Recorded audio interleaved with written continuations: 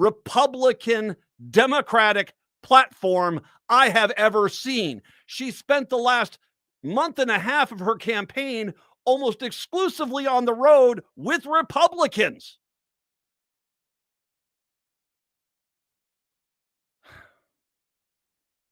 And it did not work. And you know why?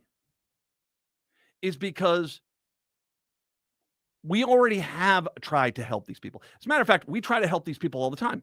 Joe Biden came into office, and all those rural Republicans, those MAGA Republicans who were hurt by Donald Trump, went, you Democrats need to get out here and help us.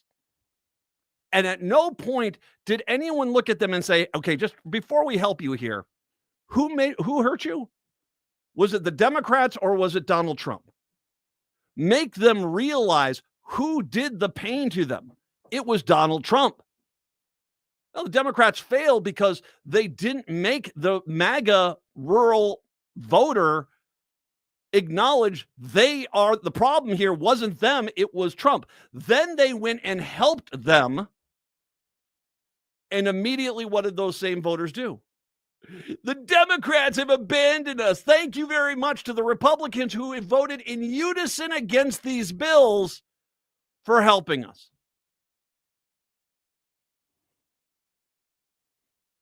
Pete Stauber, the Minnesota 8th representative, who voted against every infrastructure bill, put up billboards taking credit for the infrastructure bills. Because the Republicans just want to believe this. This is not about whether or not the Democrats are reaching out to MAGA Republicans. Of course they have been. They've been trying for years. Their messaging sucks. That's the first thing I'll say. Just is absolutely atrocious. But at the same time, it's impossible for you to get any traction when the second you basically go out there and you deliver the relief that these people need, that they themselves and the local news media and all the Republicans say, well, you better never thank that Democrat for giving that to you. You better thank the Republican who didn't do anything.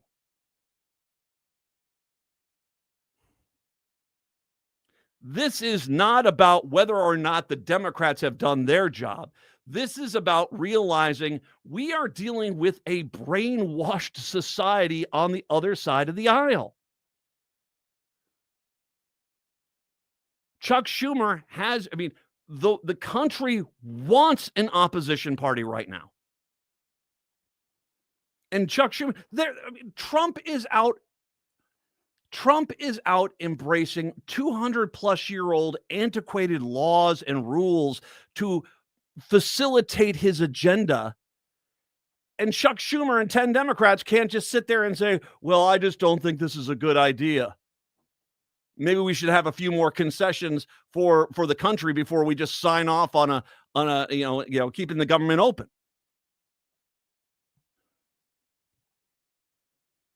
Schumer is facing more calls to step aside and has previously been reported, with the possibility of more to come soon. No senators have called for Schumer to step down, but outside of the Senate, he's enduring a pounding with Democrats who want him to adopt a more combative tactics, a step aside for someone who will. Representative Delia Ramirez from Illinois asked the town hall on Tuesday whether Schumer should be retired or step down, nodded her head and said yes. Ramirez's comments have not previously been reported. A liberal group, Indivisible, also called on Schumer to resign as leader.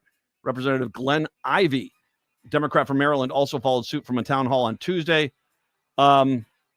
Yeah, we need to get these Democrats out that are only in it for themselves and get party first Democrats. It's the Matt McNeil Show. Join us on Thursday, March 20th for a special live 2-hour Ghost Box radio event starting at the special time of 9 p.m. Travis Walton was abducted by aliens November 5th, 1975, and wrote about his experience in his book, The Walton Experience. I felt like I was dying, and this is what really fueled the panic when I finally laid eyes on these creatures. They came around the table, and the three of them were coming towards me, and I just grabbed something from behind me and started swinging it at them. The book was later made into the 1993 film Fire in the Sky. Travis Walton, along with Jennifer Stein, director of the film, Travis Walton the Movie, will join me for this special 2-hour live interview along with questions from callers. Join us for the live Travis Walton Ghostbox Radio 2-hour special, Thursday, March 20th at the special time of 9 p.m. I love my Toyotas from Rudy Luther Toyota for one simple reason. I can depend on them. You know they keep you safe, and they're incredibly reliable, fuel-efficient, comfortable, and stylish. The Consumer Reports Best of 2025 edition has 10 Toyotas as best buys in affordability. Toyotas are some of Consumer Reports' highest-rated certified pre-owned vehicles, and Rudy Luther Toyota's service department is the one place I take my Sienna for all of its maintenance needs. Toyotas are fantastic vehicles because they're fantastic vehicles. See for yourself at Rudy Luther Toyota off of 394 in Golden Valley. Hi, I'm Peter Solak. And I'm Adam Ostrowski. We are here at Woodland Stoves and Fireplaces to talk about the joy of live fire cooking. Cooking over a live fire is the oldest and most basic form of cooking. What's new is in the way fire is handled and its heat is managed. It's easier to experience and enjoy the smell and taste of food cooked over a live fire. Woodland Stoves and Fireplaces sells and installs live fire grills, fire pits, and ovens. Let us help you experience the smell, the taste, the fun of cooking with fire. Pizza was first made and is still best made in an open fire oven. The radiant and conductive heat of a live fire is unmatched for wood roasting and baking artisan breads too. Come see the many ways you can cook over a live fire. Woodland Stoves and Fireplaces has over 35 working wood and gas units on display at the corner of East Franklin and Riverside Avenue in Minneapolis. More information at woodlandstoves.com. Find the fire that works for you. Woodland Stoves and Fireplaces. Out of the ordinary products and services since 1977. In these challenging times under the second Trump administration, reading can be a powerful tool to manage stress and anxiety. And Next Chapter Booksellers can help. Their newest table features books designed to channel anxiety into meaningful action. From Noam Chomsky to Henry David Thoreau, it's a collection that invites you to reflect, learn, and take action during chaotic times. Explore the full list of titles at nextchapterbooksellers.com. That's Next Chapter Booksellers off Snelling and Grant, here to help keep your sanity.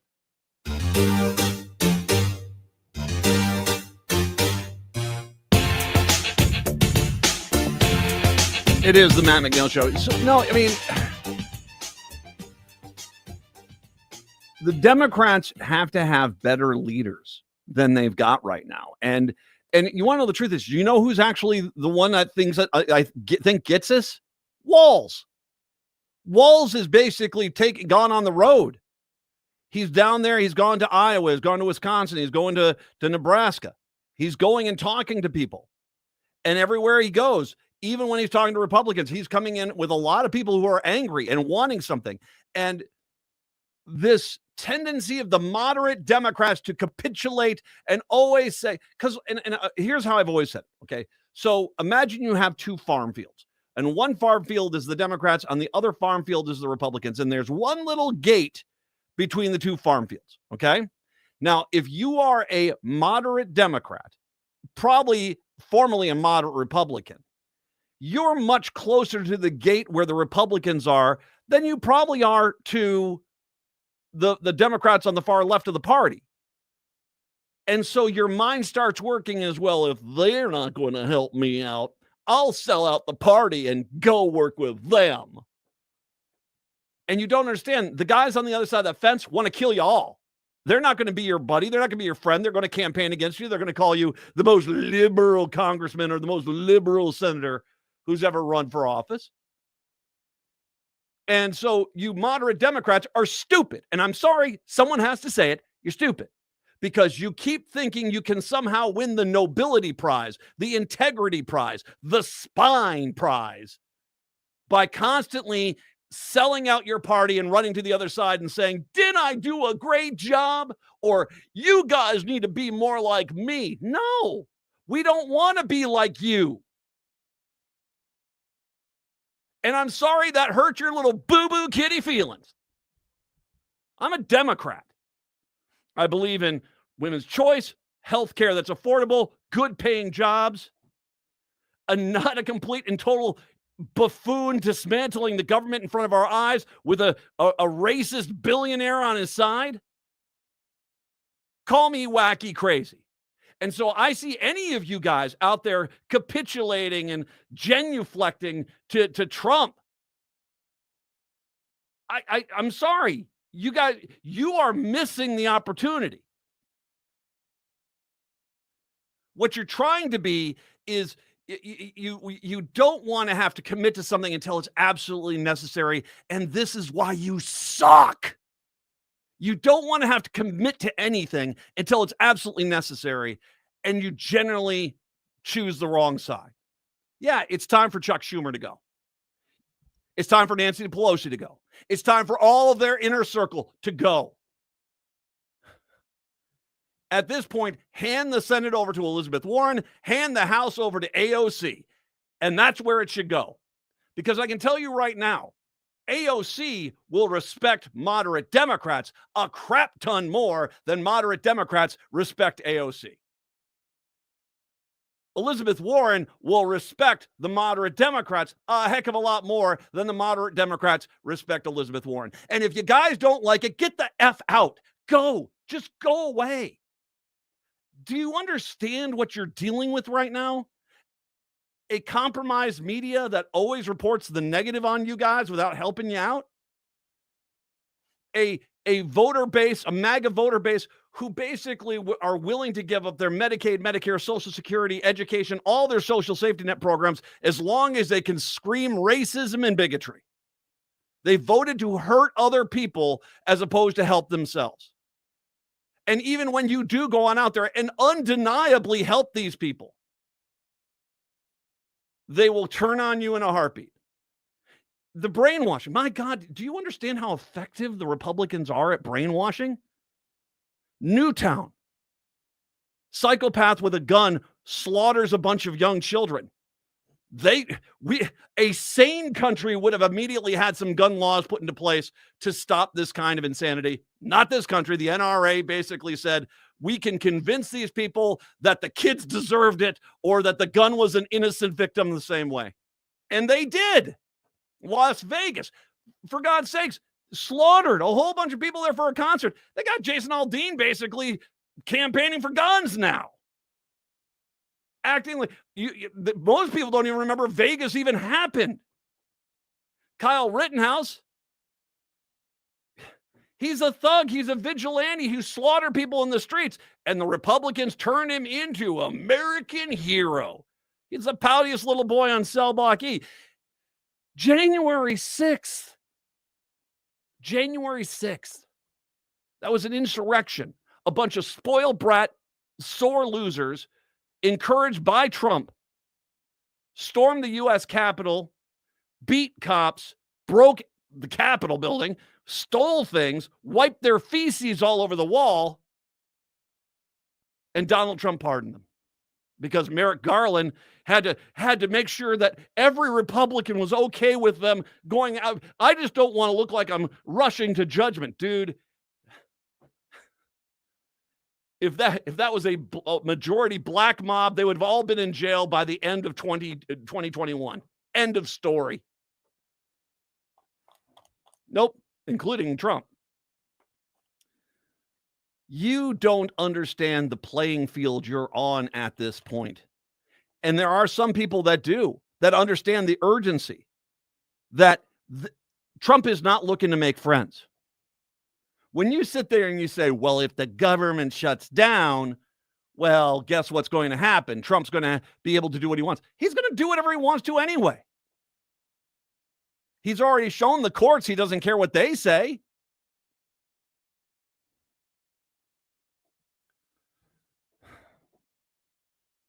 You better start acting, you damn Democrats better start acting like there might not be another election. Because breaking news, there might not be another election.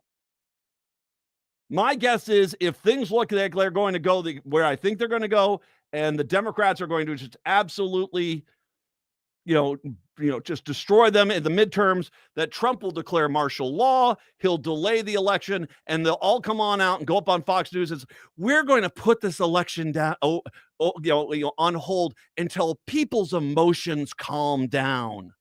Blaming it on the people who are angry at the elected officials for the next election not happening. It's Dictator 101. And that's why he's got Hegseth and Kash Patel and Tulsi Gabbard in the places they have, so that they will turn the troops of this country on the United States citizens to keep them in line and stop them from trying to make this into an authoritarian regime.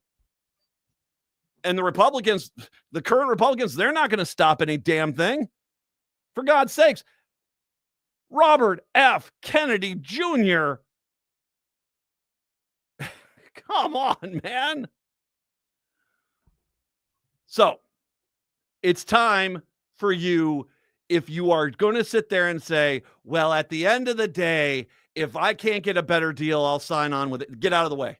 Chuck Schumer, Fetterman, Gillibrand, all you, get out of the way. You're worthless. We need to primary you. You're done. I'm tired of you sabotaging your party for your own personal gain. And at this point, you're sacrificing the country for your own personal gain because you're a bunch of spineless cowards. Start understanding what's at stake here and stop with this well, maybe they'll like me eventually. The heck with that. Jeff Stein when we come back. It's the Matt McNeil Show. It's time to experience the amazing flavors of eatlocalminnesota.com. It's your key to unlocking the best local and independently owned restaurants in the Twin Cities. Nightingale off 26th and Lindale is where good times and great flavors unite. Chef Carrie keeps it fresh with seasonal dishes, or savor classics like the Nightingale burger, steak tartare, and irresistible chocolate pot de crème. Explore tasty vegetarian, vegan, and gluten-free options, and enjoy craft cocktails, curated wines, and half-price wine bottles every Monday. Open daily 5 p.m. to 1 a.m. More at nightingalempls.com. Maverick's Real Roast Beef in Roseville sets the bar when it comes to roast beef sandwiches. But let's not forget their other mouthwatering offerings, from Philly steak to turkey bacon avocado, BLT, crispy chicken, fish, brisket, and pulled pork. The menu is a flavor-packed delight. Don't miss out on their delicious variety. Explore the full menu at mavericksbeef.com. Your taste buds will thank you.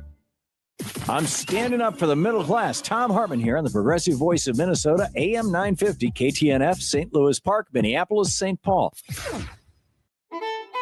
Next time on Philosophy Talk, the life and thought of Judith Jarvis Thompson. Thompson is best known for arguing that abortion is morally permissible. To show that, she imagined being hooked up to a violinist who's somehow using your kidneys. She had all kinds of cool thought experiments, like a drug that makes you think you're Queen Victoria. Where can I find some of that? Judith Jarvis Thompson, next time on Philosophy Talk. Catch Philosophy Talk every Sunday morning at 8 on AM 950, the Progressive Voice of Minnesota. That's Philosophy Talk. The Electric Fetus is having a pre-inventory store-wide sale now through March 23rd. Take 20% off almost everything in the store, including new and used vinyl, CDs and DVDs, Electric Fetus t-shirts, hats and pint glasses, and tons of other great gift items. The store is open 10 to 6 Tuesdays through Saturdays and 11 to 6 on Sundays. It's closed on Mondays. The Electric Fetus is located just south of downtown Minneapolis at 2000 South 4th Avenue. More info at electricfetus.com. Sale ends Sunday. AM 950, the Progressive Voice of Minnesota. Turn to Auto Technical with your vehicle donation. Even though Auto Technical is a small nonprofit, we have helped more families with transportation than any organization in Minnesota. Since '94, we have reconditioned donated vehicles so they have a higher tax benefit. Call Richard at 612-919-5526, 612-919-5526, or autotech.org. With your AM 950 weather, I'm Brett Johnson. Look for cloudy skies today with a high near 42, tonight partly cloudy with a low around 26, and Thursday sunny with a high near 49. Celebrate 15 years of Matt McNeil's Progressive Voice on AM 950. Join us Sunday, March 30th at Crooner Supper Club for a special dinner event featuring a live conversation with Nancy Nelson interviewing Matt, plus heartfelt video tributes. Get your tickets now at am950radio.com. That's am950radio.com. Jeff.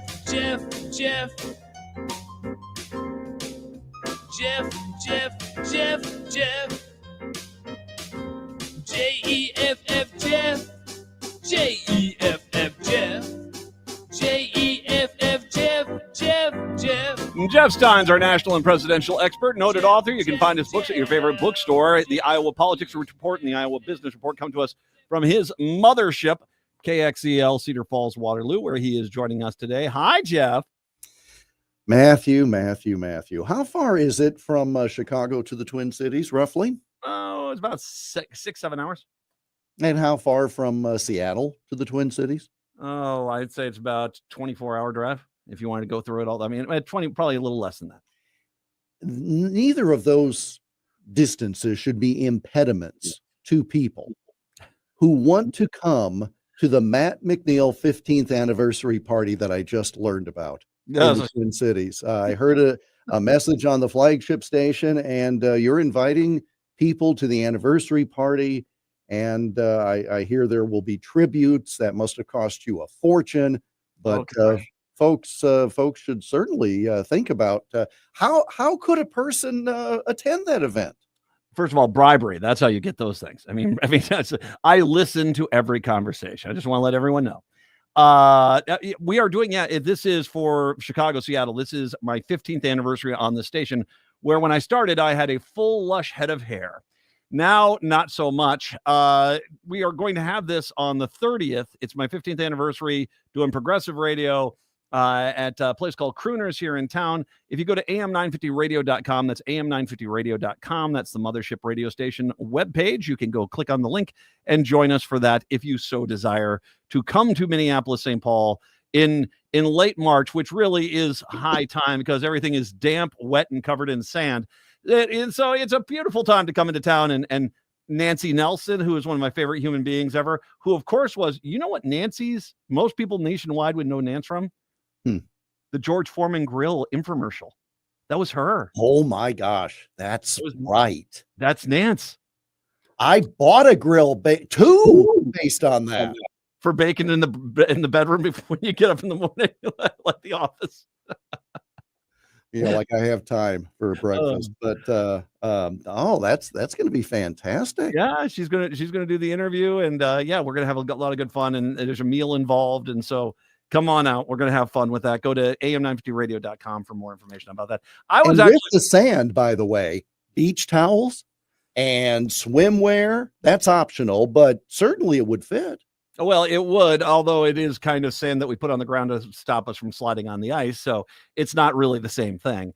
Sand is sand. I'm kind of surprised. I did send you a picture when I was down in South Carolina last week with my bucket of sausages for my bucket of sausages from the Smokehouse Barbecue in Port Royal, South Carolina, which is just a magnificent thing there. I'm surprised you didn't bring that up first.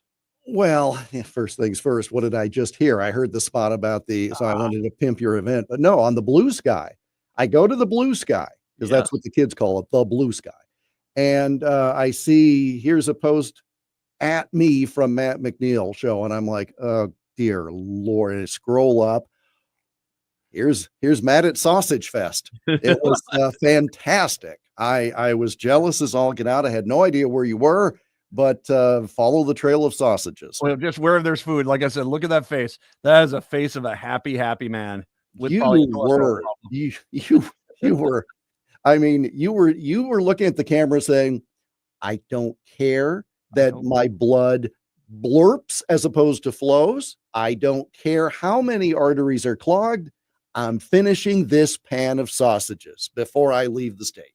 Before we get into things, clear. Yes. All right, there I go. I'm back. All right. Starting to get a little fuzzy there for a second. Everybody stay away from Matt. There will be just a little bit of singeing in the air, but fan the flame away from the fire alarm and you'll be fine. Speaking of being fine, fanning the flames, we could do that too. We could fan the flames.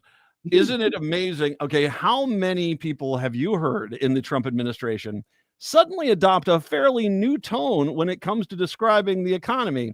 That, hey, the economy is going to suck canal water for a while, but trust us, eventually it will be good. This is it. Once again, this is first of all, I think this is telling us exactly they themselves see that this economy is going to sputter and have a hard time over the next few years.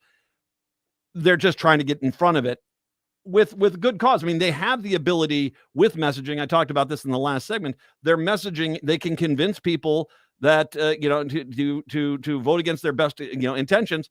All they have to do is convince people, you losing everything is fine. And they probably can do it for a few million people in this country. But there definitely is a tone from the White House right now saying you shouldn't expect the economy to be good anytime soon.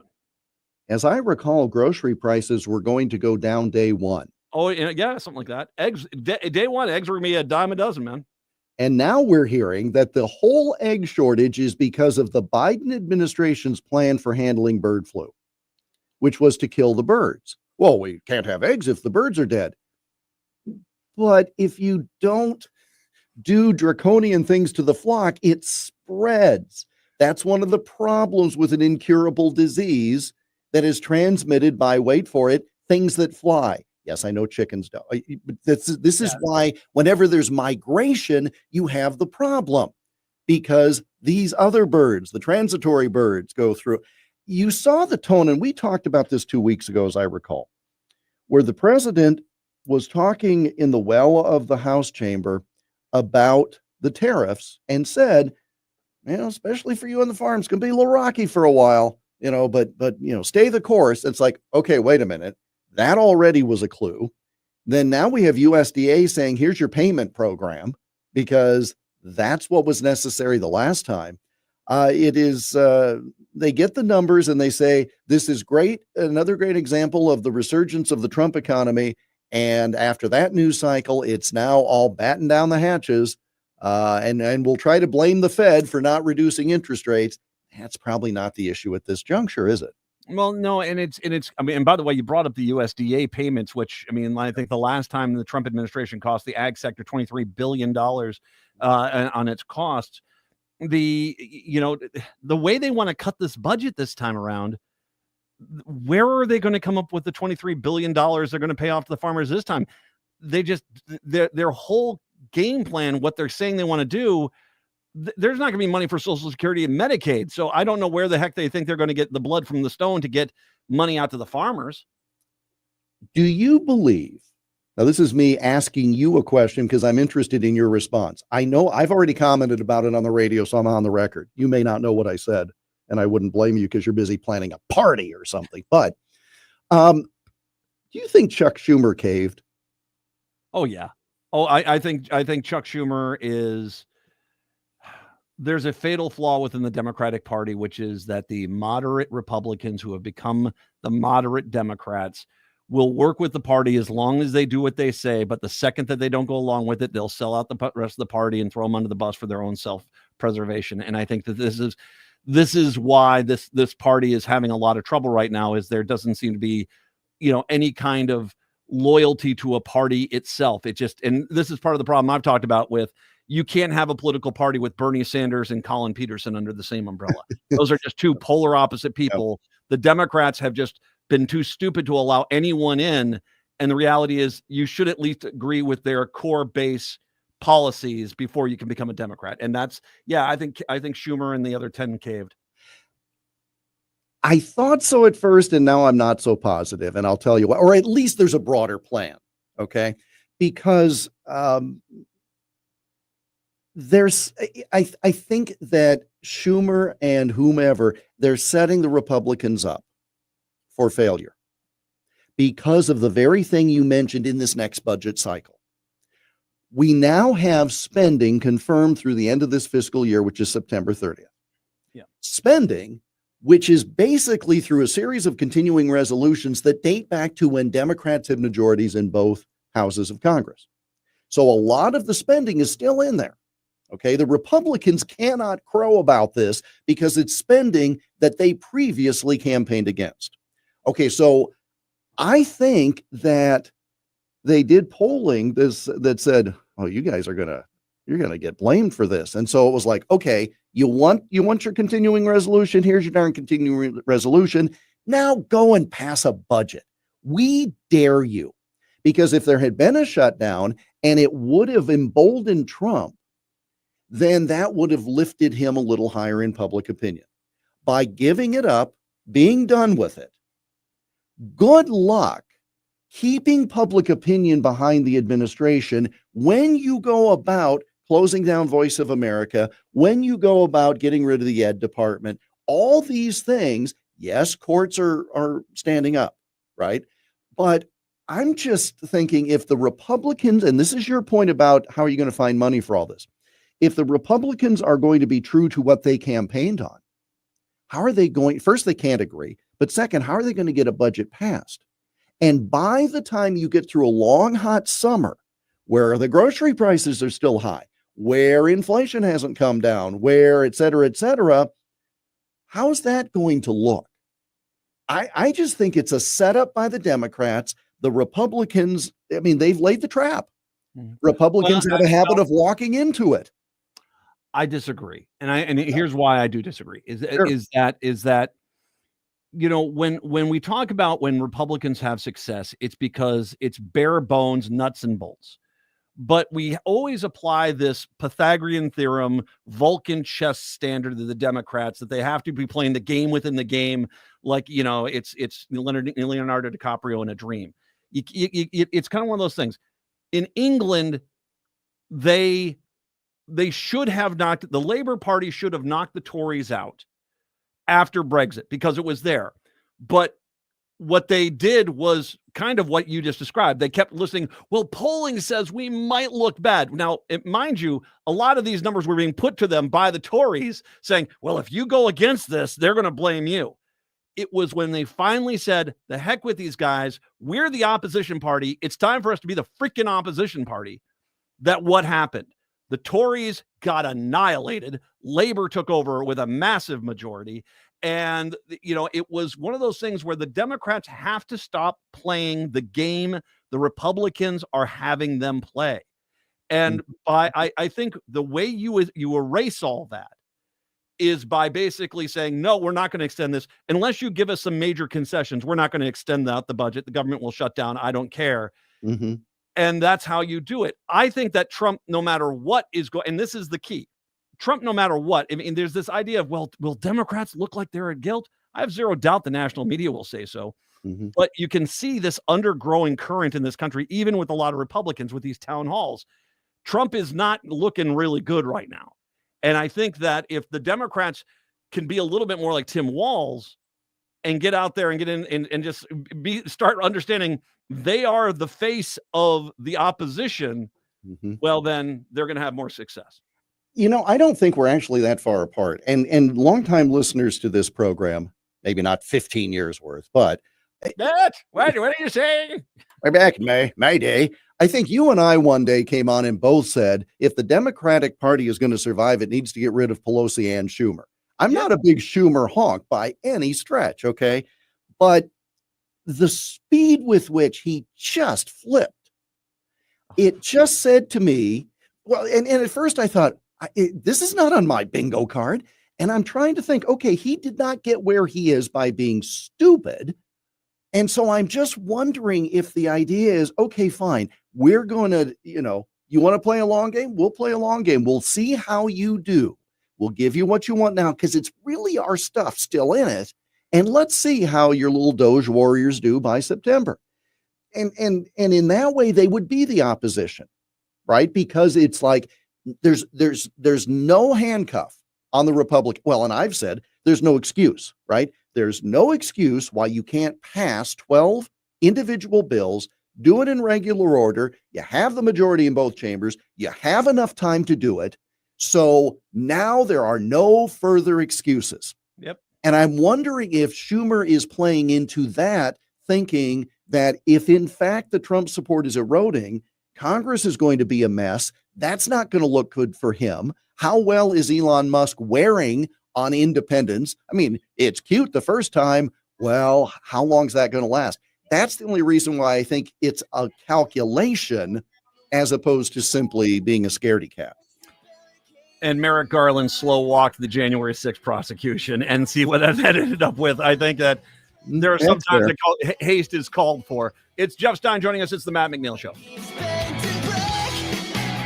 Hi, this is Laura. Listen to Food Freedom Radio every Saturday at 8 a.m. or anytime via podcast.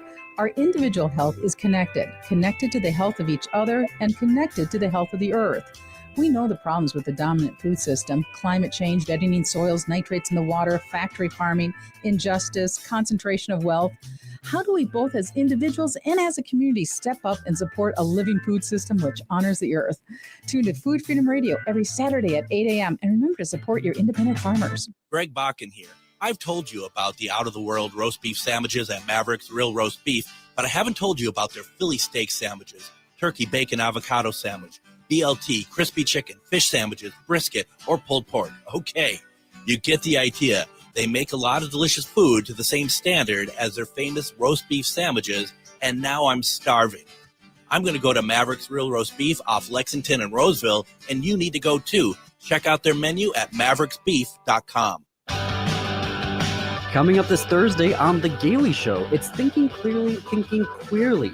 And we're talking with Ariel Gore and her new book, Rehearsals for Dying, Digressions on Love and Cancer. It's a memoir of gay marriage and a searing critique of the for-profit breast cancer industry. So join me, John Parker, Thursday live at 2 p.m. or stream us on our YouTube channel. Follow us on Blue Sky for ticket giveaways and more progressive news and analysis. We're at thegaileyshow.org on Blue Sky.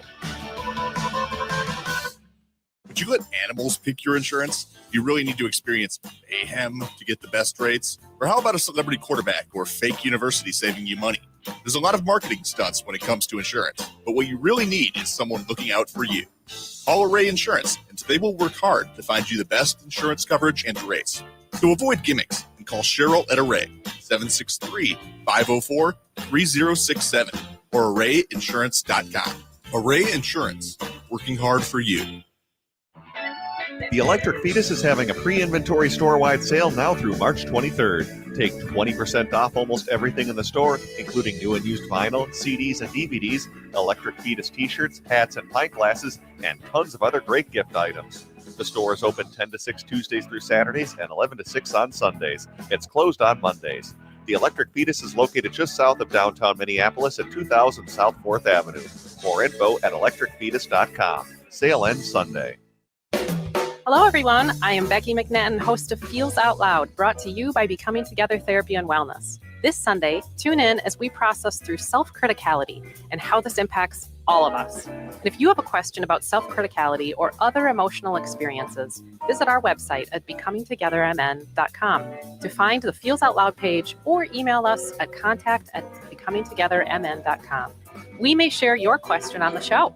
Join us at 9 a.m. to live and share mental health together.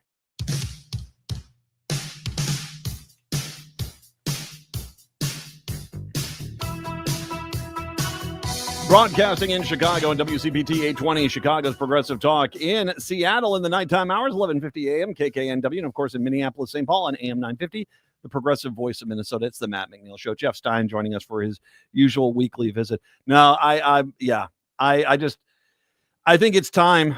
And I think that it's right now. Let me ask you this question. Do you agree with this statement? Mm-hmm. The leadership of the Democratic Party looks old. And I'm not talking about their age. I'm not talking about their age. I just about where they're at, where the game they're playing compared to what they're trying to do. Yeah, old does throw it a little bit. How about out of step? Not well, I'm just saying because old, you want to start talking old, look across the aisle. But no, in terms of in touch, no. I mean, when you hear, and I'm not saying I agree with what's being said per se, okay? Representative Ocasio-Cortez, Representative Crockett, some of these other young chronological voices, right? I mean, Representative Khanna, to the same degree. They come across as believing what they say, as opposed to this. And I think they do. And I think they do for the most part. Absolutely. Oh, sure. But it's as opposed to. Yeah, I wasn't trying to imply it was an act. As opposed to, well, this is what I'm trained to say, and this is what I've said forever. You know, there's a rawness, there's an honesty to it. Now, I have taken Representative Crockett to task for some factual errors, but, you know, it's like there's a level of caring, right? There's the passion there. And Schumer's, you know, I'm sorry, I can't do my book tour because I'm afraid of questions I'm going to be asked. No. I mean, he's incensed that basically people don't think he's a hero, and that just tells you how out of touch he is. I mean, it's Mr. Smith goes to Washington, and they don't realize this is now an MMA fight, and Mr. Smith is about to take a foot to the face, and that's really kind of the way it is. They think that there's some sort of old-fashioned nobility that's going to come on back. We're going to go with the English rules on this one here. And next thing you know, some guy's diving across, clocking him across the jaw. Marquis of Queensberry rules perhaps for this joust. I mean, yeah. I will also say it is funny to watch conservative financial media basically try to look at these Trump officials and say, you do know this isn't going to work. I'll give you a great example of this whole thing with tariffs and stuff like this. Steel. I actually did a little bit of a reading when I was on the flight coming back from South Carolina about foundries. And the biggest problem we have with steel production in this country, we don't have any foundries left. All the foundries are antiquated, shut down, they're gone. For you to build a cheap foundry is $2 billion. A good one that puts out quality steel is about $5 billion. Now, you and I can answer this question very quickly. What private company is going to... We would need about 5 foundries in this country to produce enough steel to offset these tariffs. What company is going to spend $25 billion building foundries in this country when they don't even know what the political landscape is going to be in 10 years? I mean, it's not there. This is just... They're trying to point out to him, this is not going to work, and they just don't want to. He just doesn't want to seem to listen to that, and no one in the administration does. What was the whole point of the U.S. Steel proposed merger? To get cash from somebody who had cash to invest it in the current infrastructure based in this country. But then, if I recall, both Democrats and Republicans in the Oval Office were against the U.S. Steel situation. And that would have, and so then where are you left if you block it? Because we talked during the campaign when Mr. Biden was still in the race, it's like he's saying, no, we shouldn't have the U.S. Steel merger. Hello, have you seen Pennsylvania? And what would happen if that merger didn't go through? It's very simplistic. And as you have quite accurately noted, it's going to affect the Midwest, the farm sector first, because steel or wood doesn't perish. It's not a perishable product like commodities, grains, meats, etc. And that's where it's going to be hit first, to the tune of, again, tens of billions of dollars of loss at a time when there's no 5-year farm bill. We're 2 years behind a 5-year farm bill. The reference prices were old then, just through the passage of time. And when this Republican Congress started, remember, the House passed an ag bill and it didn't get through the Senate. So I'm thinking, well, now the Republicans have both chambers, you resurrect the old bill. Oh no, it's going to take till at least July because we're going to start over again. Do you not care? Or do you just take a stupid pill when you get to Washington? Or when you go through the metal detector at the airport, does it zap your brain? Because the fact that the people in ag country keep voting Republican, and what did you get here? Well, maybe by July we can get a farm bill. Almost 3 years overdue. Well, and you are in farm country. I'm presuming, first of all, none of the Republicans are having town halls because they'd probably be run out. But I mean, it's my guess is you're seeing it firsthand. These ag policies and what, as a refresher of what happened in the first Trump administration, they're going over like a lead balloon, and they're not exactly being appreciated. How about I say it like that? Well, there are two things. Governor Walz came to a district in Iowa to do a town hall because the congressman wasn't. Yeah. That's because he's a colonel in the Air National Guard and was away that week. That was a little hiccup, but there's a broader point to be made. But here's the problem. So far, the folks going back to 2017 say, well, we got paid. We'll get paid again. But to your point, with what? Yeah. Bitcoin? And when this is not 23 billion, it's 47 billion. Yeah.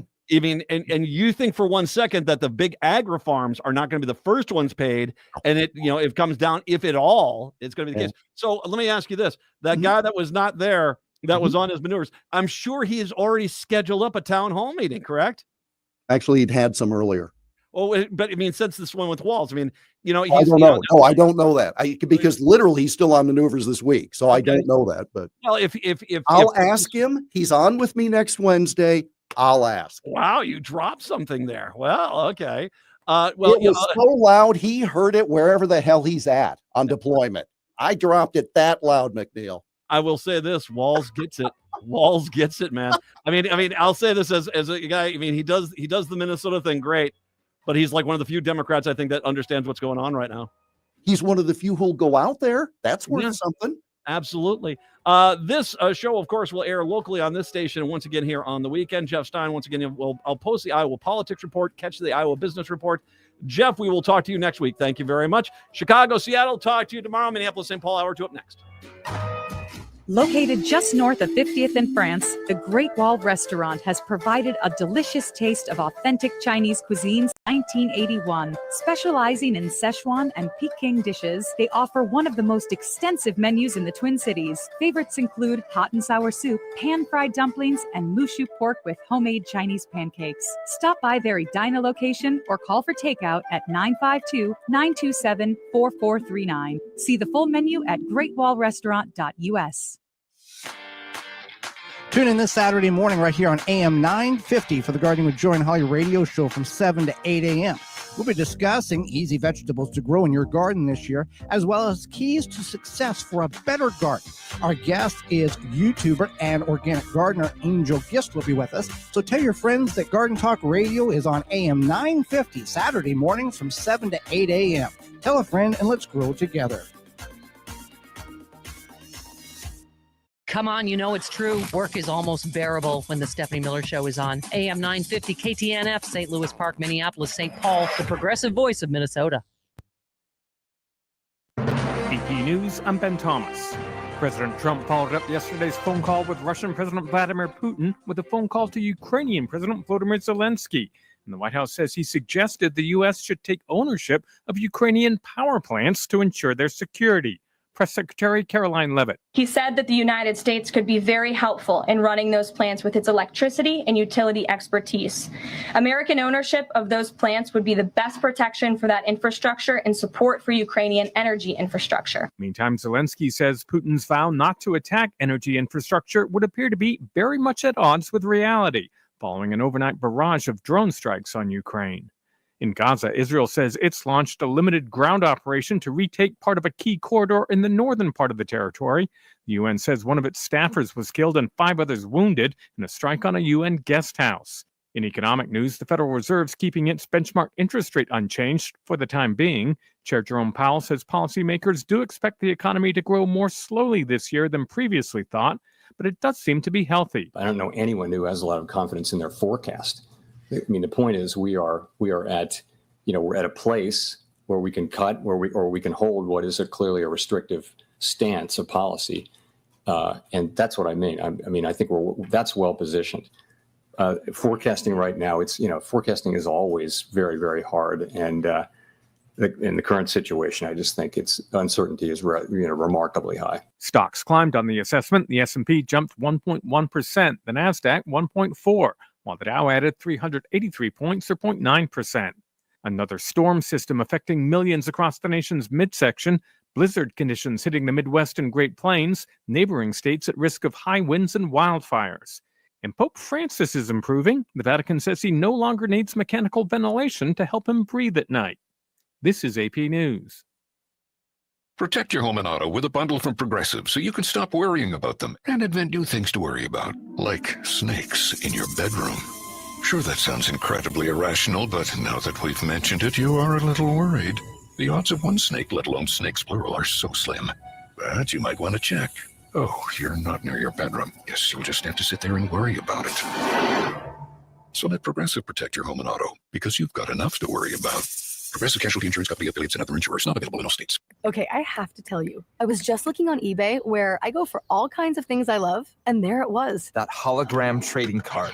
One of the rarest. The last one I needed for my set. Shiny like the designer handbag of my dreams. One of a kind. eBay had it, and now everyone's asking, ooh, where'd you get your windshield wipers? eBay has all the parts that fit my car. No more annoying. Just beautiful. Whatever you love, find it on eBay. eBay. Things. End-of-life decisions are not easy to make. Hi, I'm Mary T. of Mary T. Hospice Care. It's important to make sure that this difficult time is meaningful and comforting to you and your loved ones. Our hospice team provides an individualized program of physical, emotional, spiritual, and practical care so your loved one is comfortable and not in pain. At Mary T. Hospice, we understand that choosing the right hospice care provider can be overwhelming. but we're here to assist you. Learn more today at marytinc.com. This is Chad, owner of AM 950 for Snap Construction again. Does your home feel colder than it should with the furnace constantly running? Or do certain rooms always feel colder than the rest of the house? Those are signs the attic in your home may need an insulation upgrade. Snap Construction can help by providing a free energy audit for your home's insulation. The average cost of getting new insulation can cost much less than a new furnace. Plus, Snap Construction is a BPI certified installer. That means if you use Snap for your next insulation project, you qualify for up to $650 in total rebates from your energy provider. After my free inspection, my insulation upgrade was completed within a few weeks and the rebate check was in the mail. Snap to it and reduce your heating bill this winter with Snap Construction. Call 612-333-SNAP. That's 612-333-SNAP for your free energy audit when you mention AM 950. Snap Construction, arguably the most well-reviewed exterior contractor and insulation company in the metro. With your AM 950 weather, I'm Brett Johnson. Look for cloudy skies today with a high near 42. Tonight, partly cloudy with a low around 26. And Thursday, sunny with a high near 49. For bold Szechuan and Mandarin dishes, try the Great Wall Restaurant. From sesame chicken to Peking duck, there's something for everyone that enjoys Chinese cuisine. Visit 4515 France Avenue South or call 952-927-4439 for takeout and explore their full menu at greatwallrestaurant.us. Portions of the following program may be pre-recorded. Hour number 2 of the show here on your Wednesday. Matt and Brett here. Greg Bakken's going to join us. Look at the dude who's got abducted by aliens. Fire in the Sky, that movie. I remember that movie. Yeah, did you see that back then? That's yeah. That's a kind of a creepy movie. It is not kinda. It is a creepy movie. So we'll talk slime residue and friction ratings. With Bakken. He's got that's interviews tomorrow night, right? It's correct, and that does air at a special time. It'll start at 9:00 to preempt Patty, but run until 11. So check that out. He's also got the director of the movie on too. Really? Yeah. Wow. So we'll talk to him. It's coming up here about 4:35 or so. So we are going to have to do a little bit of speed round because of that, because of Bakken here. And as much as I want to get to Eichhorn and as much as I want to get to the Feeding Our Future verdict, I think the most important thing we have to touch on is this. Thank God the Minnesota Vikings just said no to Aaron Rodgers. Oh, thank God they did. Oh God, didn't want Brett Favre redux again. God, if I want locker room poison, I'll just go spray arsenic all over the place, man. There's no way in the planet I would want that guy on this team. No, he makes Brett Favre look like a choir boy compared to Aaron Rodgers. He makes Thanos look somewhat nice. Thanos would have at least give the Jets coach a hug. Oh, God. Can you imagine? Oh, yeah, Aaron Rodgers is going to mentor J.J. McCarthy. Are you kidding? Mentor nothing. And my guess is going to be, I will say this. My guess was that the Vikings were looking at him and saying, here's the deal. We'll bring you in. We'll let you start for a few games. We're going to let J.J. McCarthy take over. You're there on the bench in case he gets injured. We'll go with this. Oh, and by the way, you can't do your constant undermining of this team like you did with the Jets. You can't be the weird dude. You can't be weird guy. You just can't. So now go ahead. I was going to say, when you put it like that, how could he say no to a contract offer from the team? Don't be weird. Well, don't be weird, man. And I think that he's like, no, I'm going to be weird. And they're like, okay, fine. Here's the only question is now that we've lost our quarterback and we've lost the backup that Daniel Jones, I think, went over to the Indianapolis Colts, if I'm not mistaken. I think the question is, what do we do if J.J. McCarthy gets injured? I think, Mullins was our backup before. I don't know if he went to Jacksonville. Did he go to Jacksonville? Wow, they're desperate. We don't play the Jags again this year, do we? Hopefully, God, it'd be great if we did. They need to pick up a reliable thing, because I will say this about ACL tears, because I had a daughter that had 2 of them. If you get one, you're susceptible to get them again. And so that's going to be the case. So, all right, a lot to get to this hour. 952-946-6205, 952-946-6205. I'm going to go with Eichhorn first. I'm going to go with the Minnesota State Senator Justin Eichhorn, who, as of this show right now, as I'm live here at 4:08, He still hasn't resigned his position yet, but tick-tock goes the clock at this point. Eichorn, the Senator Justin Eichorn, a Republican from Grand Rapids, once again, a Republican, allegedly responded to an online advertisement for sex and agreed to meet a 17-year-old girl in person. Now, this is different. The press release yesterday stated it was 16. This is apparently a 17-year-old. The girl was actually an undercover officer, according to the U.S. Department of Justice, in a statement of probable cause filed by the Minnesota court on Wednesday. Yeah. Eichorn was charged in a federal criminal complaint with one count of attempted coercion and enticement of a minor, and in Hennepin County District Court with one count of allegedly attempting to hire a prostitute under the age of 18, but at least 16. The state charge was later dropped following the federal charge, which carries the higher sentence. Here's the thing I'm concerned about with that. I think Donald Trump will pardon a guy like this. I honestly think Donald Trump would pardon this guy. 100%. I don't know. He's a white guy. White guy's the most persecuted people on the planet. I don't think he did anything wrong. I'm dead serious. I'm a little concerned about this being a federal charge now. Eichorn was arrested in Bloomington on Monday near the 8300 block of Normandale Avenue without incident. According to Bloomington Police Department, this is leading his Republican colleagues in the Senate to call for his resignation. The Bloomington Police press release Tuesday incorrectly stated the age of the non-existent minor. Police posed as a 17-year-old, not as a 16-year-old, as the Tuesday release asserted. According to the federal criminal complaint, law enforcement placed advertisements for commercial sex on at least 2 websites that are commonly used by adults in juvenile human trafficking schemes. Okay, why are those websites up? Again, it's like, all right, if you can ID these things, well, maybe shutting down the... never mind. The ads included photos of a female who said she was 18 and located in Bloomington. March 11th, undercover officers received a message from Eichorn that read, "Hey, fictitious name." I don't think he actually wrote fictitious name on that. I think he would have really been dumb at that point.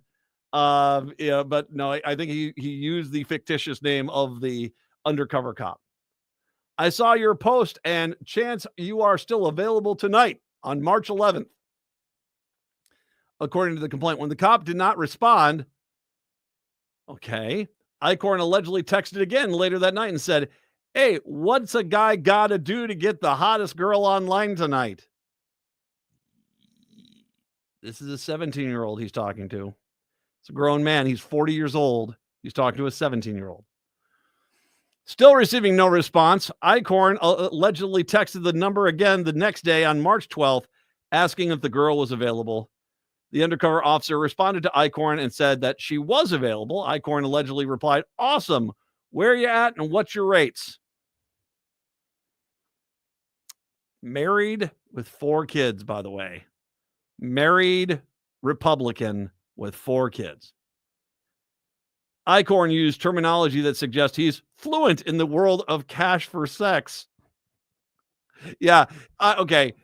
You read through this story, the first thing that comes across my mind, and I don't know, all this is an allegation until he has his date in court or pleads guilty or whatever.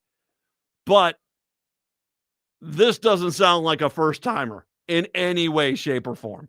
In any way, shape, or form.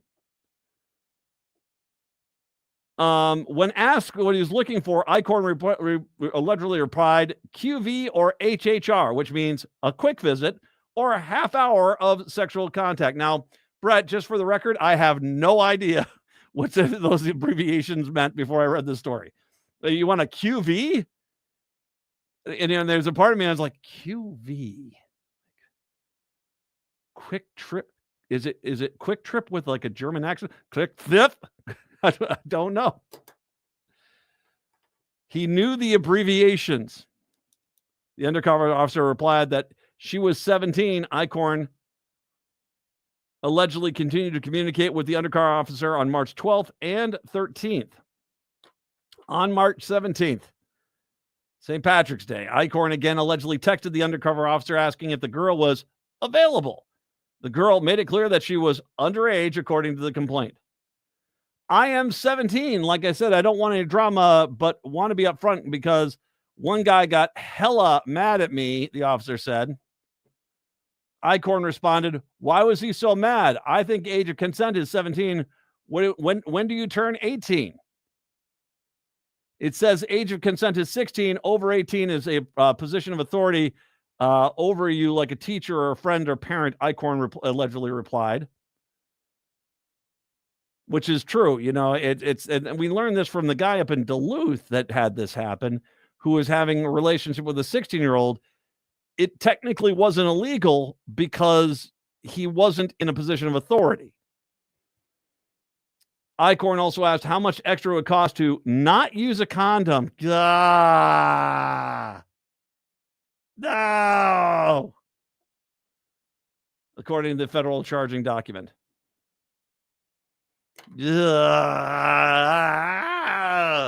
Yikes. Republican, by the way, just FYI, Republican. Officers search Icorn's vehicle, found 2 cell phones, a Trojan brand condom. Sure, Trojan's loving that promotion. And $129 in cash. Now, can I bring up something here that this is not the first time I've heard about something like this? The amount of Republicans that have multiple cell phones is a little concerning to me. Now, in this case, it seems as if there is some illegal activity potentially happening, allegedly. Okay. But there seems to be a lot of Republicans that have secondary phones, which seem to be the ones they're using to communicate about things off record and stuff. And so this is not the first time I've heard of a Republican having 2 cell phones on them. I have a hard enough time keeping track of one, man. According to the order of detention, Icorn's bail was set at $75,000. In February, Icorn reposted an article on Facebook about attempts to expel Nicole Mitchell, the senator who was caught breaking into her mother-in-law's, allegedly breaking into her mother-in-law's house to retrieve items that she says her father had left for her, but the mother-in-law was refusing to give her, saying that the growing scandal keeps putting focus from the legislators' important work. We need to end the disruption and let voters choose a new senator. Wow, that's not going to come back and bite you in the ass there. Or is that another abbreviation I should know about? I mean, I don't know there, Icorn. In 2021, he objected to a bill requiring Minnesota schools to teach about sexual orientations and gender identity, saying, before you know it, they'll be reading kids 50 Shades of Grey. This discussion is better that had at a more mature age. Yikes. Icorn also co-authored the bill to classify Trump derangement syndrome as a mental illness. Icorn was first elected to the Senate in 2016. He works his family's outdoor store in Grand Rapids. He is married with 4 kids and seems to be fairly proficient at all the lingo with talking to prostitutes. Well, and in this case, this is not a case like this. I mean, it's an underage child. Which does make you ask the question. Okay, I don't have to tell you what that question is. You can kind of figure it out, can you? You think this is the first 17-year-old or younger person this guy tried to get into bed with? I'm just allegedly.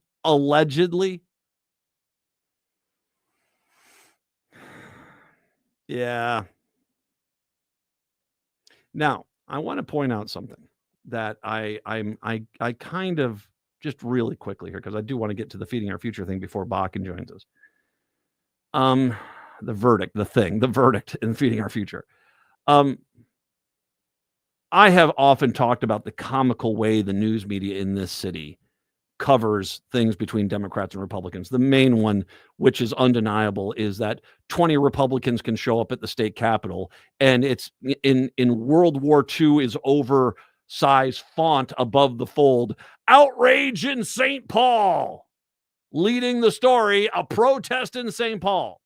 Meanwhile, 3,000, 4,000 people can show up for the progressives. And back in by the jumble in the back of the newspaper is, oh, and by the way, apparently there were a few extra people in the Capitol building, and that's it.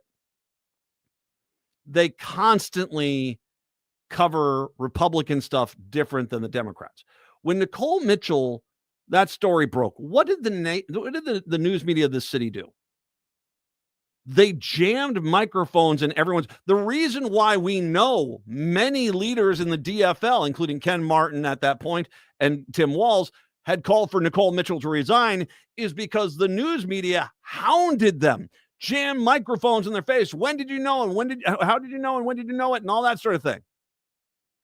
They demanded answers. They asked if it would be a legitimate Senate if she stayed. They did all these things. They hounded the Democrats. Where is any of that with this Republicans? Where is any of that? Oh, well, the Republicans put out a press release and, this is kind of a private matter and they seem to be very much, we don't need to ask them questions. What are you talking about? What are you talking about? This guy, okay. First of all, I want to point out something I said yesterday, which is this, that the Republicans are so focused on drag queens and transgender people that my gut feeling is there's plenty of sexual assault going on around them and exploitation of minors going on around them that they ignore because it's white, straight male Christians who are allegedly doing it. This guy who is chums, best buds with Lucero, Drazkowski, Gruenhagen, and CZ Flop, who did the Trump derangement syndrome bill with those four guys, he clearly seems to have been fairly well schooled in this whole thing, allegedly, according to the text messages. How come no one, at least those four guys, should be having microphones jammed in their face constantly like it was Nicole Mitchell, where you guys are asking, hey, what did you know? When did you know it? When are you guys going to do that with at least those four guys who just 2 days earlier did a bill with the guy? A guy who clearly seems to have been familiar with this process of soliciting a minor for sex. Don't give me this crap about, well, they released a press release, and if I go ask them a question, they're going to call me liberal, and I don't like that. Do your damn job. Start treating them like you treat the Democrats. Because right now, you guys are failing miserably at actually holding the Republicans with a far more heinous crime to the even close to the same level of accountability that you demanded from the Democrats for Nicole Mitchell. 952-946-6205. 952-946-6205. Take a break. Come on back. It's the Matt McNeil Show on the Wednesday.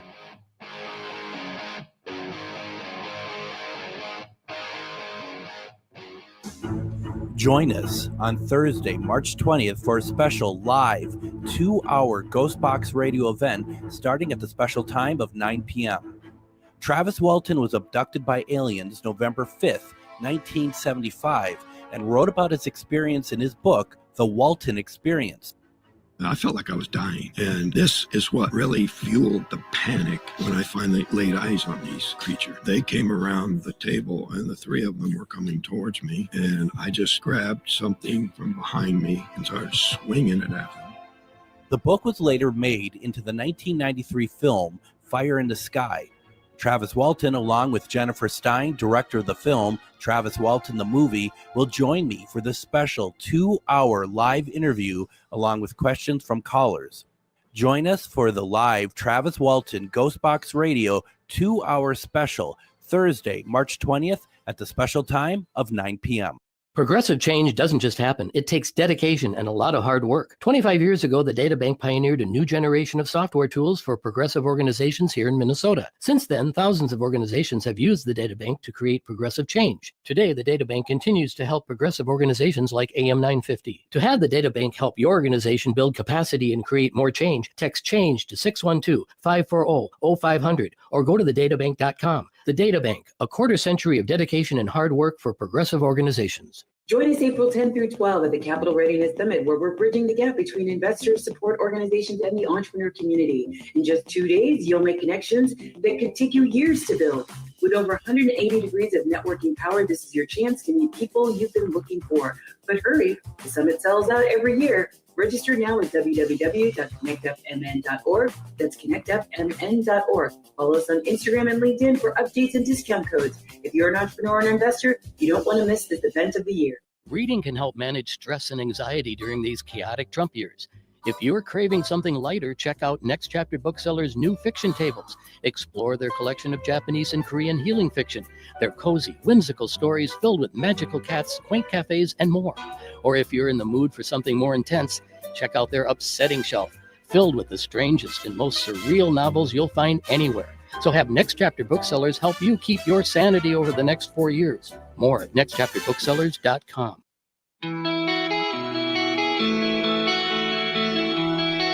It is the Matt McNeil Show. Here's the other major story today. Okay, and by the way, and this is what I said this to Brett when I first got here.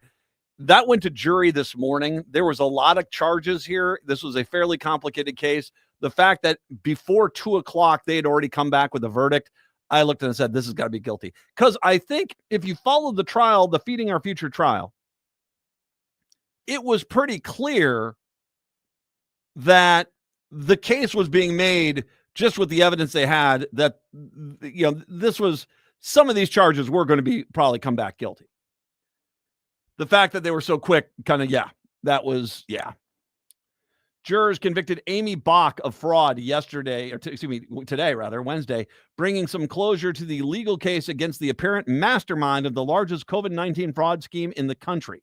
Jurors reached their decision about 5 hours of deliberation that followed weeks of testimony in court and years of headlines that drew national attention in Minnesota. They also convicted Salim Saeed, who is jointly tied with Bach in that trial that started on February 3rd. Bach served as Feeding Our Future's executive director during the fraud. Saeed was co-owner of the Safari restaurant at the time. They hung their heads low as the Gertrude verdicts were announced, sometimes whispering to their attorneys. Afterwards, prosecutors successfully petitioned the arrest of both of them until their sentencing, which will occur in a later date. Bach wiped away tears from her eyes shortly before the U.S. Marshal handcuffed her and escorted her from the courtroom. Bach's attorney, Kenneth Udebach, told reporters he was disappointed with the verdict, saying he plans to appeal. There was a mountain of evidence entered the government and rebutted by us. I can't believe the jurors reviewed it all in one day. If the government made a pretty convincing case, I can. He said no regrets in how he presented Bach's defense, including her decision to testify on the witness stand. At least she told her side of the story. The conviction is a major development in a fraud case that has dominated local and national headlines since the FBI agents raided more than a dozen properties across the state. On a cold morning in 2022, Bach's home was among the properties searched. Prosecutors presented photos of her home showing cash and jewelry they said were linked to the fraud. A total of 70 defendants have been charged in the case. Bach and Saeed's convictions now bring the number of defendants that were convicted at trial who pled guilty to 44. So much about the Feeding Our Future case was unprecedented. The 2022 raids were the biggest coordinated law enforcement searches in Minnesota history, pulling in more than 200 FBI, IRS, and U.S. Postal Service employees. The fraud scheme is the largest in state history, totaling an estimated $250 million. The first trial in the case was held last year. It was rocked by jury bribery charges filed against 3 of the trial's defendants and 2 alleged co-conspirators. Earlier in this most recent trial, another defendant charged with the broader Feeding Our Future case was accused of trying to intimidate a witness who was about to testify. Assistant U.S. Attorney Matthew Ebert seemed exasperated by it all when he gave the final rebuttal closing argument on Tuesday in Bach and the Saeed's trial. You have the power to end this story. He employed the jurors at long last close the books on the defendant's god-awful fraud. The latest convictions, however, are unlikely to end the story as 4 more trials are scheduled for several remaining defendants. My guess is those trials are not going to, if you think they're going to happen, I mean, at this point, I think the writing's on the wall that the government has made a very clean case that, yep, there was pretty much well, they did. They committed fraud. They have a guilty verdict. They committed fraud. The government made a very clear case. If I'm in any of these other 4 trials, I'm like, okay, what do I need to do to plead out? Yeah. Jurors were asked to decide whether the prosecutors proved 7 criminal counts against Bach and 21 counts against Saeed. I think there is with one of the stories here. Here it is. Yeah. So charge of wire fraud conspiracy, count 1, guilty for both, for Bach and Saeed. Wire fraud, there was count 2, 4, 5, 8, and 12. All of the ones that they were up for, they were found guilty. So 4 charges on each side of that for wire fraud. Conspiracy to commit federal programs bribery, both were found guilty. On the federal programs bribery charges, most of those guilty, the one of those charges was being held against Saeed. He was found guilty on all of them. There was one count 40, that was against Bach, and she was found guilty. The rest of these were just against Saeed.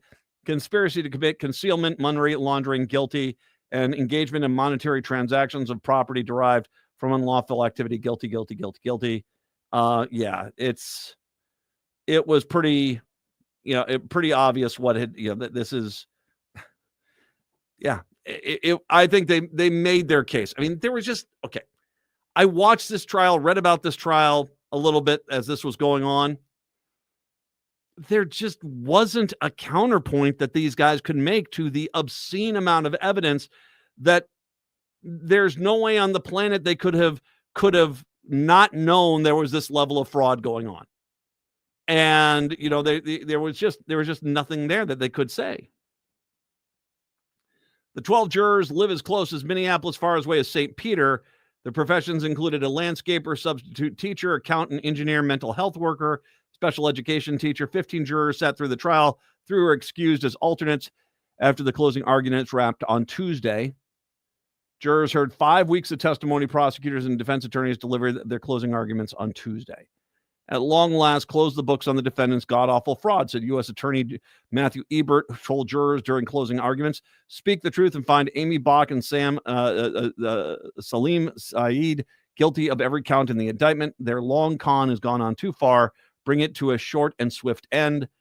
Bach's attorney said in his closing arguments that his client tried to fight fraud and that the others were responsible for the alleged crimes. So yeah, when you're at that point, when your entire defense is, oh yeah, the crimes happened, it's just I wasn't part of that, and you're the head of the organization, you can't hold Miss Bach responsible for someone else's actions. Well, funny story. Yes, you can. And they did. That was brazen beyond brazen. That was brazen beyond brazen. Let's just be honest. And can I make, once again, the obvious point I made before? If these guys were just not as greedy, if they weren't buying, like that one case where they're buying houses out on Prior Lake, if they weren't buying jewelry and cars, if they had bought a modest house in, say, Robbinsdale or something like that, and they bought a used car, and they realized, well, if we keep going to this well, it's not going to work. Would anyone even caught them? If not, maybe years down the road, maybe. The amount of money they took was kind of the key. The fact that they just kept getting greedier and greedier and greedier, that's what eventually led to their downfall. So what was the line from To Hell or High Water? A guy like that basically gets out here because the robbery is not about the money. It's about the robbery. So he'll just spend the money as quick as possible. So he go out and justify another robbery. Great movie, by the way. Hell or High Water is a fantastic movie. That's a good one to watch. 952-946-6205. Speaking of movies, that's a tie-in. We got Bakken going to be joining us. Travis Walton is going to be joining him tomorrow night for a special 2-hour broadcast. We'll talk to him about that when we do return. It is the Matt McNeil Show here on the Wednesday.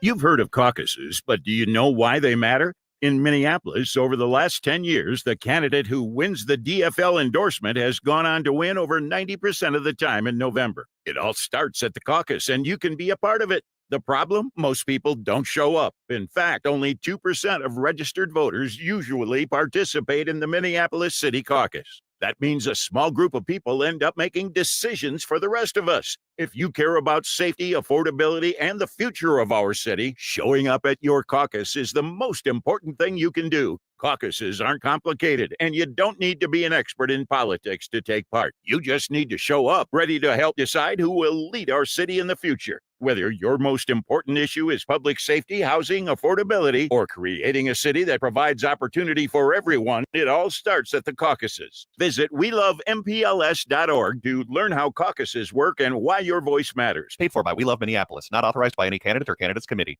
Hey, it's Patrick. We're headed into March, which means spring cleaning is almost here.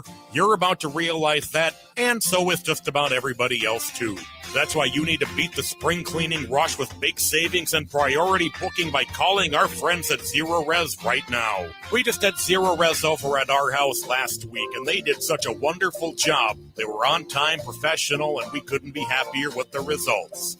Spring is a time for renewal. Let Zero Res help you refresh your home with clean carpets, fresh floors, and improved air quality. This month, get 3 rooms Zero Resified from Minnesota's #1 carpet cleaner starting at $129 and take $75 off an air duct cleaning. Again, that's 3 rooms starting at $129 and $75 off an air duct cleaning. Beat the rush. Call now 9520-RES or go to ZeroResMinnesota.com and ask for the AM 950 special. That's Zero Res. Backward or forward spells the same. Turn to Auto Technical with your vehicle donation. We have families waiting for a car. You know, over 85% of unemployed are successful in finding and keeping a job if they have dependable transportation. A car plus a job equals a life changed. 612-919-5526. We have families waiting for a car. 919-5526 or autotech.org. With your AM 950 weather, I'm Brett Johnson. Look for cloudy skies today with a high near 42. Tonight, partly cloudy with a low around 26. And Thursday, sunny with a high near 49.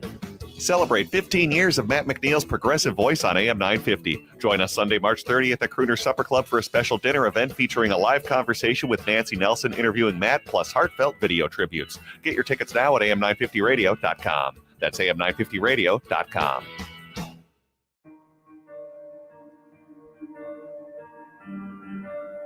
AM 950, the Progressive Voice of Minnesota. It's the Matt McNeil Show. Great programming here on the air with us throughout the entire day. You, of course, can listen to Greg Bakken weeknights at 10 o'clock usually. But he's got a humdinger of an interview coming up here tomorrow. He's kind enough to join us today to talk about how Ghost Box Radio's got a special 2-hour event on your Thursday night. Greg, hello. How are you, my friend? You know, I'm good. You know, though, that things must not be going too well if France is asking for the Statue of Liberty back. I'm just gonna say, I was kind of thinking about it, Matt. Do you think that they're gonna try to pull getting David Copperfield to make it disappear again? Is that, you think, how they're gonna get it out of there? Well, you remember that? Do you remember that? Yeah, I remember that. Trump has he's on his 3rd marriage, so getting rid of women he doesn't like anymore. Basically, I can send him back to France. I didn't know I could do that. Sure, take it back. Here you go. As simple as that. Yeah, as simple as that. I'm looking at you on the video of this broadcast here. What's with the creepy doll behind you, man? Is that that's not one of those haunted dolls, is it? Well, I don't know. You tell me. I'm going to guess yes. I mean, knowing you know. Yeah. I mean, the famous story with that doll is that I got it off of Etsy, and the minute I brought it into my house, I get Shar, who is a psychic medium. She messages me out of nowhere, says, "What did you just bring in your house?"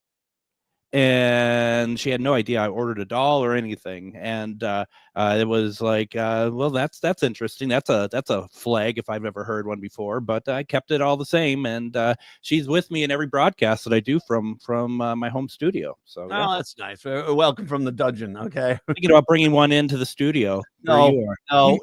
No, I don't need haunted dolls here. I've got Patrick. That's true. That is true. Fair point. And the guy's not even here to defend himself today. All right. So I remember this movie, Fire in the Sky. Yep. It's a good movie, and it's a fairly terrifying movie about abduction by aliens. Yep. This is, and I remember when it came out, they said this is based on a true story. And this is Travis Walton, correct? That's the name? That's correct. Absolutely. First of all, let's talk about who exactly is Travis Walton. So Travis Walton, in November of 1975, in the small town in Arizona of Snowflake, Arizona, he was a logger. He was working on a contract project with his good friends, and they went to the forest, which is about 30 miles away from Snowflake. And on November 5th, 1975, they were all seeing some sort of lights in the forest. And at first they thought it might have been a forest fire or something. The closer they get to these lights, they realize that it's something else, something in the air. Only Travis jumps out of the truck to see what's going on, and a big beam of light. I'm not sure if he walked into the light that from this whatever was hovering above him, or if it went on to him, like it moved to intercept him. Regardless, it lifted him in the air, and then it dropped him. And everyone in the truck, they just drove off. They're just like, nope, and they drove off and left him for dead. Further down the road, they all kind of regrouped. They kind of started to think about it, like, well, we can't just leave him there, whether he's dead or not. And they go back to look for him. He's not there.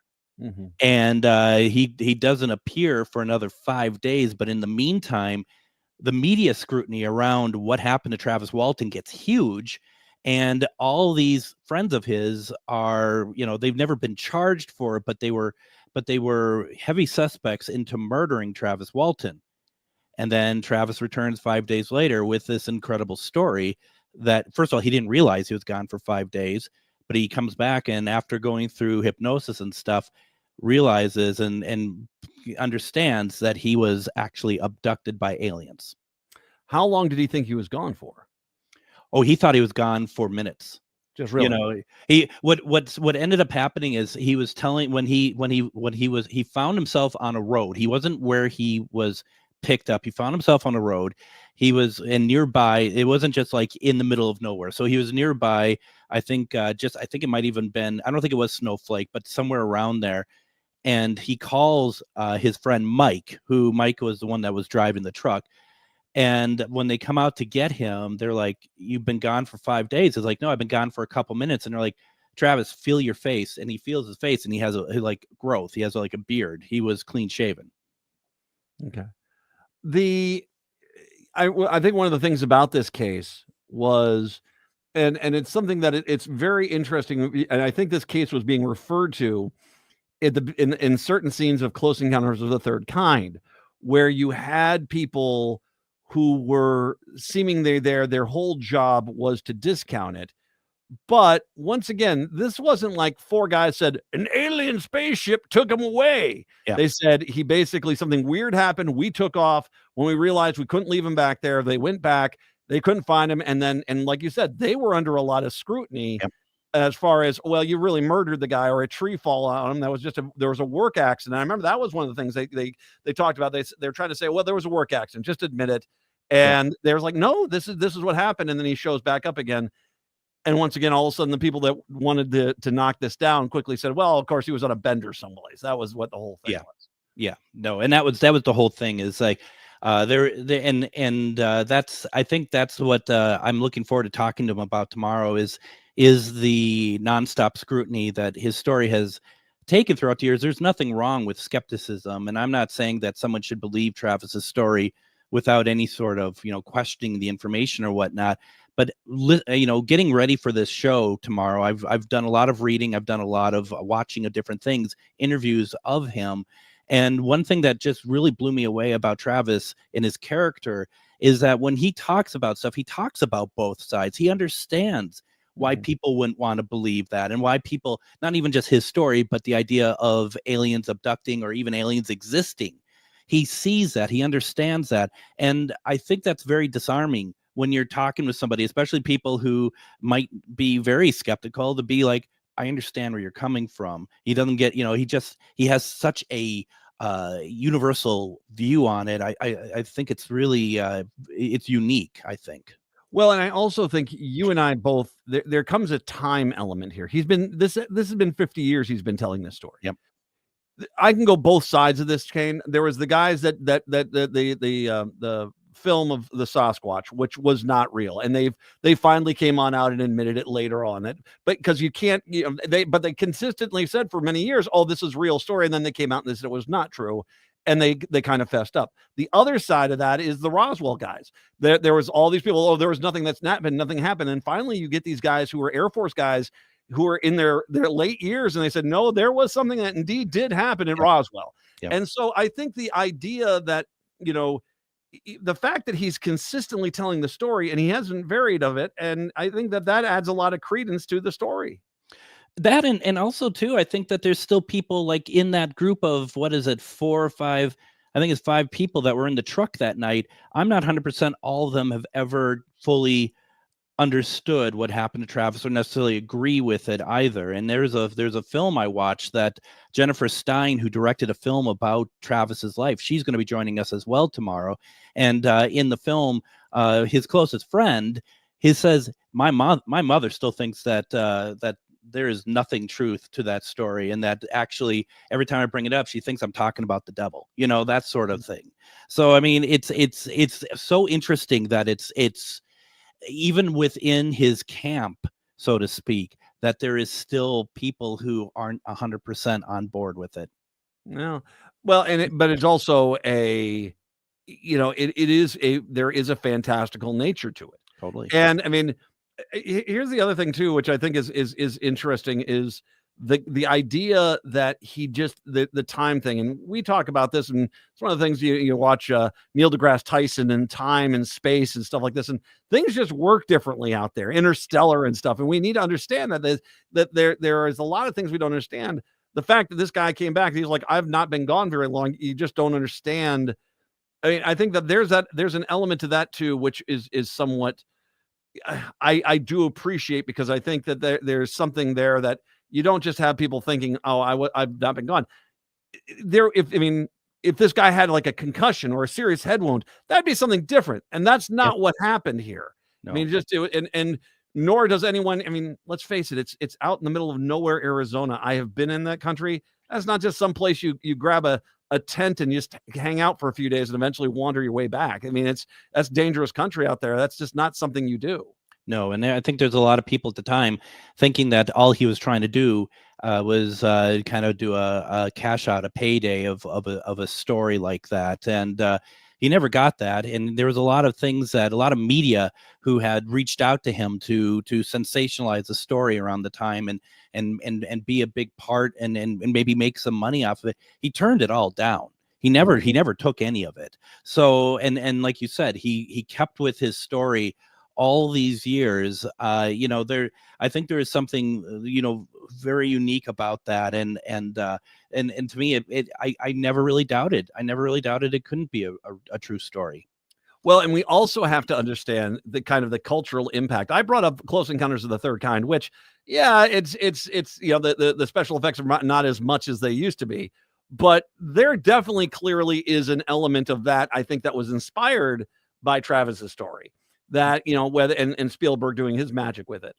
But then when the movie comes on out, I mean, when you have to go back to that X-Files, I mean, I think that, especially any of the X-Files episodes that had to deal with aliens and alien abduction, clearly they were referring back to Travis's story as kind of the base source material on that. Absolutely. And, you look at Richard Dreyfuss's character in Close Encounters of the Third Kind, it destroys his marriage. And Travis wasn't married, but Mike was, and this destroyed it. Well, I mean, it was kind of rocky anyway, but it really was the final nail in Mike's marriage, because it wasn't necessarily the UFO factor of it, but it really turned out she didn't 100% believe whether or not that Mike might have killed Travis, or they're covering up something about what really happened to Travis. And during that 5-day span, that everything just went a little too far on that, and it became irreversible for their relationship. So how did Jennifer Stein, obviously you have Fire in the Sky, when did her movie about Walton come on out? So I think they were shooting way back in 2015, but it didn't come out till 2019. So do you know why? I mean, obviously, so you have the original case in 75, you have Fire in the Sky early 90s. So what prompted Jennifer to kind of look at this story and revisit this in 2015? Well, and that's something I want to ask her about, because it feels, from an outsider point of view, it kind of feels a little bit random. I don't know anything. And the fact too, and this is where I'm so blessed, because Ghostbox has created such a community of people who watch and support what we do. I was saying on a show one time that I was having a hard time trying to track down Travis. I've been trying for years to get him to respond, and I got listeners who were just like, let's help, and they were helped to send me his way. They sent me to Jennifer. And the fact is, that film came out in 2019. We're in 2025, and those two are still very much linked. They do a lot of events together and stuff. That's kind of, I want to get a little bit idea too, because it is something that I've been wondering about, is what does, has Jennifer ever had any sort of experiences? And she kind of feels like that, she has a kinship with Travis in some way like that. I'm, and I've always said this, you kind of, and I love your show, and if you want to listen to a great show, Ghostbox every night, 10 o'clock, you need to listen to it, because it goes to all this stuff. I mean, ghosts, and he talks to UFOs, paranormal, psychics, all these things. He's fantastic.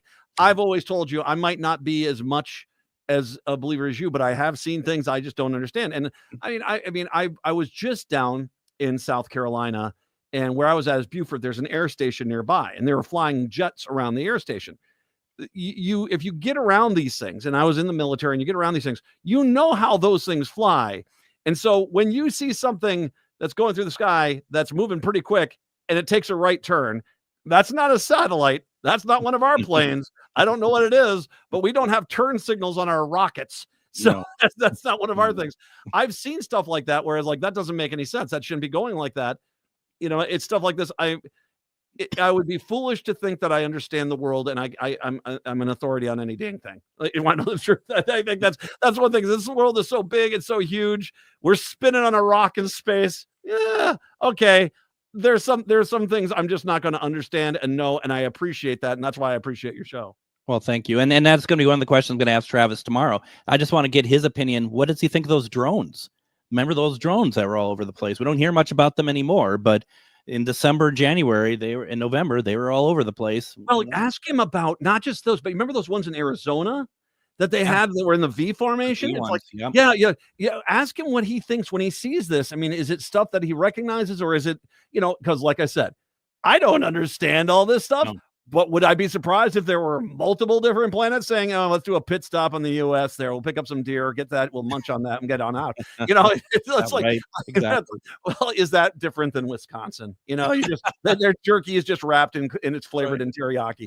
It's one of those things. I don't understand it, but I would love to hear, and we should be listening tomorrow night. Once again, this is 2 hours tomorrow night, right? 2 hours. We unfortunately have to preempt Patty tomorrow night, but it starts at 9 and goes to 11. Tomorrow night, Greg Bach and Ghostbox Radio special edition, long edition. You'll hear all this stuff. He'll talk about a lot of things. I'm funny because there's about a million questions I want to ask, but I actually want to let you ask them tomorrow night. So we'll be listening tomorrow night to your show. Thank you very much, Greg. Thank you, Matt. Appreciate it. My pleasure. Greg Bakken, folks. And once again, if you're not listening to Ghostbox Radio, you are wrong.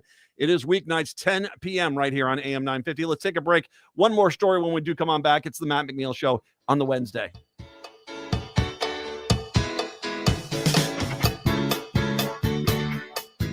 This is Chad, owner of AM 50. Our station is located on a marsh, and we do our best not to disturb that environment. So I was thrilled to discover Natural Lawn.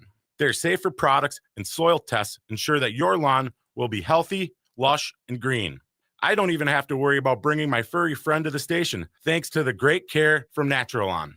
I highly recommend Natural Lawn to keep your lawn beautiful, healthy, without compromising safety and sustainability. More at naturalawn.com. Everyone wants to maximize their dollar. If you're looking for a new vehicle, the only place to go is Rudy Luther Toyota. Consumer Reports Best of 2025 edition has the most reliable vehicles as Toyotas. The Toyota Corolla, RAV4, and RAV4 Prime top the list of the most reliable cars. And Toyotas are fuel efficient, meaning less money at the pumps. Consumer Reports Best of gas mileage ranking has the Prius Camry, Corolla Cross Hybrid, RAV4 Hybrid, and the Highlander Hybrid top of their classes. Reliability and fuel efficiency, you'll find them both at Rudy Luther Toyota, 5 miles west of Minneapolis on 394. Hi, I'm Corey Wisco, president of the Welshire. The Welshire is a community that provides memory care to its residents, and we have a location in Bloomington and also another one that we just opened in Medina, Minnesota. But the big question is that why do people come to Wellshire? Many of the people coming to Wellshire are coming from other memory care communities where they maybe haven't received bathing. They've had problems taking medication or inconsistency with staffing. Wellshire has never used a temporary staff. We always have our own people, and it's those people that make the difference. We have always felt it's so important to have 24-hour nursing in the building. The other thing is you have to have an amazing activity team. Nobody employs more activity people than Wellshire. Our activities begin in the morning, go all the way through the evening, 7 days a week. So if you have a loved one that needs memory care, come visit wellshiremn.com and book a tour today. AM 950, the Progressive Voice of Minnesota. Matt McNeil Show. Once again, the epidemic that's on our roads of altered driving, which, I'm glad that Ron Latz, the Minnesota senator, is picking up this bill with the Park Tavern stuff that happened last year. But we need to get much more aggressive on this. This story kind of is terrifying. And I think to a point, we're somewhat lucky this isn't a far worse story. 5 children under the age of 10 years old were injured, one critically, when a mother high on meth caused a head-on collision on Friday on a 2-lane road north of the Twin Cities, according to charges. The child most seriously injured, a 4-year-old boy, sustained a significant brain injury, remains on life support at Gillette's Children's in St. Paul. The charges against the mother read, Ashley Rose Klapernick, 36 of Mora, was charged Tuesday in Chisago County District Court with 6 counts of a criminal vehicular operation in regards to this accident. And in connection with the collision on the Rush Lake Trail northwest of Rush City near the intersection with Belle Isle Drive. Apparently, she didn't understand. You don't try that in a small town. Apparently, well, considering there's an epidemic of meth use in small town America, yeah, this is stuff that's going on. Klapernick was taken by emergency medical responders to Regions Hospital for treatment for her injuries and booked into jail Tuesday night ahead of a court appearance today. Court records do not list an attorney for her. Another of Klapernick's children in her car, 3-year-old, survived the crash, as did 3 children in the other vehicle, aged 9, 4, and 3. Minnesota court records show that Klapernick has been convicted twice of driving after her license was suspended or revoked, and once for not having vehicle insurance. She had a valid license at the time of the collision, according to the State Department of Public Safety. How? Klapernick also was convicted last week in Anoka County District Court for driving in the same car with tires so worn she lost control on Highway 65 in Blaine, nearly hit 2 other vehicles on February 6. Tuesday's charges did not mention whether Klapernick had gotten new tires since that offense. According to the complaint, first responders arrived at the scene and found Klapernick's 4-year-old unconscious and not breathing. They gave the boy more than 10 minutes of chest compressions before he was taken by air ambulance to Gillette's with a light pulse. The sheriff's office said he remained in critical condition on Wednesday. A motorist behind the minivan told deputies that the northbound car crossed the center line and the minivan driver attempted to avoid being hit, but the 2 vehicles collided head-on.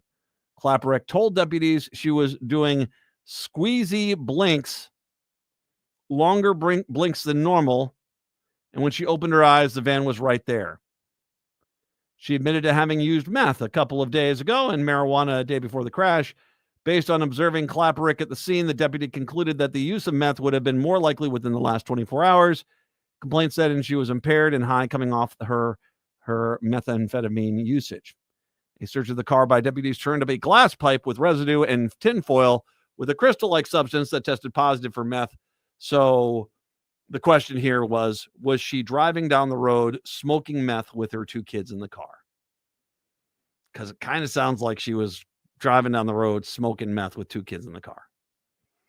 And one of them now is in critical condition. This is the crazy part. I mean, I talk about all the things that Trump is doing to rural America right now in rural Minnesota. The trade war, the tariffs, the stopping of ag subsidies, the stopping of education, stopping of healthcare, Medicaid, food assistance, Meals on Wheels. All these things are affecting rural Minnesota. On top of that, there are the things we don't talk about because we don't want to talk about those things, like the epidemic of meth in this country, especially in rural America. the absolute epidemic of meth, the epidemic of drinking and driving and reckless driving on our roadways. We don't want to talk about that. Not that because we can't solve the problem, it's just because they don't want to solve the problem. Instead, they're making up non-existent problems like K-12 transgender athletes, which once again don't even exist. You might as well start writing unicorn laws or leprechaun citizenship laws. They're mythical. They don't actually exist, yet they're spending all their time writing those laws and Trump derangement syndrome laws as opposed to dealing with this. And don't even get me started on ATVs and snowmobiles. My God, man. My God. When are we going to take this stuff seriously? Native Roots Radio is up next. We are back on a Thursday. Have a good one. Till then, see ya. Tune in this Saturday morning right here on AM 950 for the Gardening with Joy and Holly radio show from 7 to 8 a.m. We'll be discussing easy vegetables to grow in your garden this year, as well as keys to success for a better